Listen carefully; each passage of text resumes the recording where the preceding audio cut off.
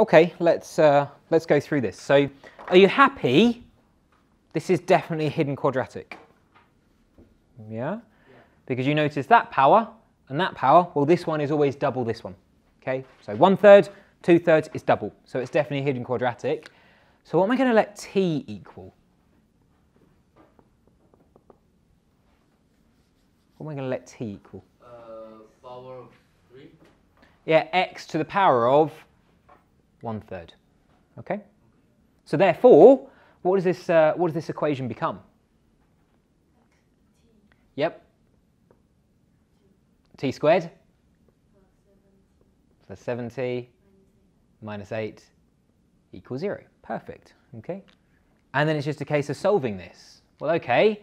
What do we get this to factorize to?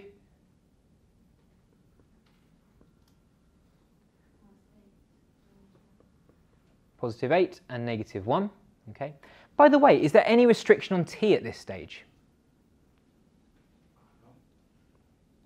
So up here, so on this side I said t had to be greater than or equal to 0 because I let t equal x squared. Okay. Do I have to put any restriction on t on this side? Yeah. Greater than 0. Positive? Yeah, positive. Okay. Let's see. Let's see. So if I was going to solve this, would you be happy that my two roots would be t equals negative 8 or t equals 1? Well, let's... No. Yeah, let's keep going. Let's keep going. Okay, so before, if it was t equals x squared, I would have immediately excluded this negative root. But let's carry on because it's not x squared anymore, it's x to the power of 1/3, right? So let's think about this.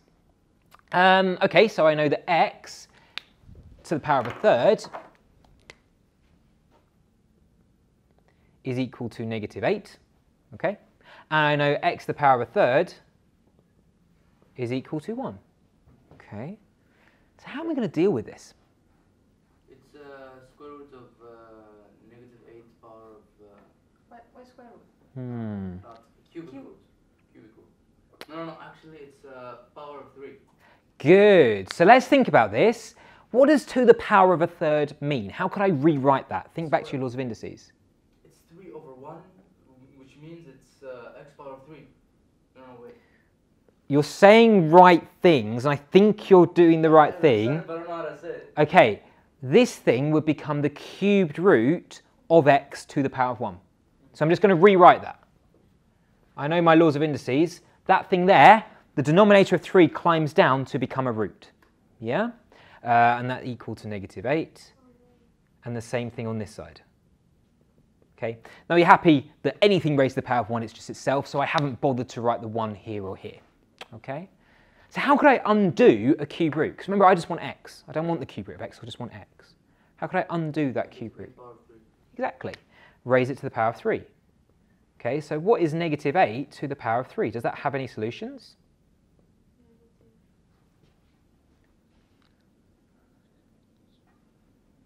It's negative 512. Okay. That comes out as negative 512. Okay. If x equals 1 cubed, what's x going to be equal to? 1. Perfect. Okay. So now I'll ask the question again. Is there any restriction on t? No. Because look at what we're doing down here. We'll end up cubing. Okay. We'll end up cubing whatever we end up with. Okay. And are you happy that you can cube any number? So there's no restriction on t. All good? Any questions? No? Fantastic.